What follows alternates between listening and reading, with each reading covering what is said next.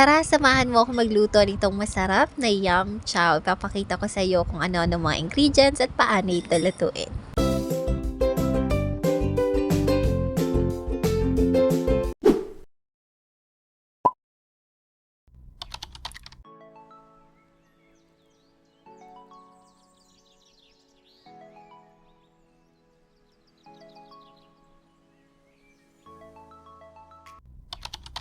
Buksan po natin ang ating kalan at iset ito sa medium fire. Maglagay po tayo ng katamtamang dami ng cooking oil.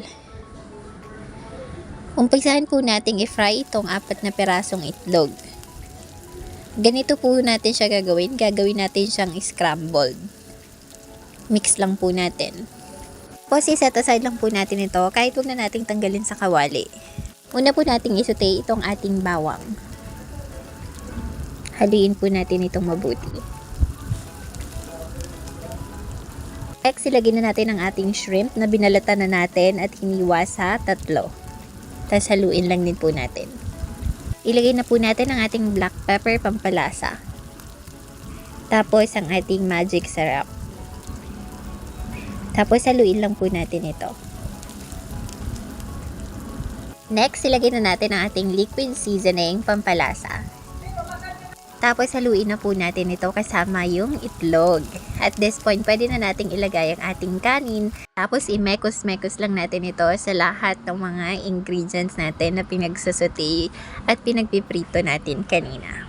Pa natin ito for like 5 minutes para ininin natin itong ating kanin. Tapos after natin buksan, pwede na nating ilagay ang ating onion leeks or onion rings.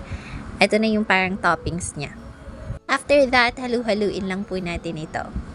Kagaya ng nakikita niyo sa video.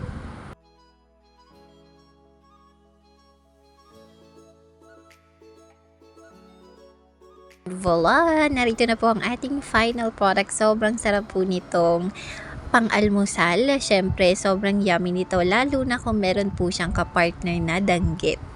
Perfect. Ayan, danggit nga. Meron tayong kapartner na danggit. Tapos, meron tayong sawsawang suka na merong konting asin. Happy eating! Bye!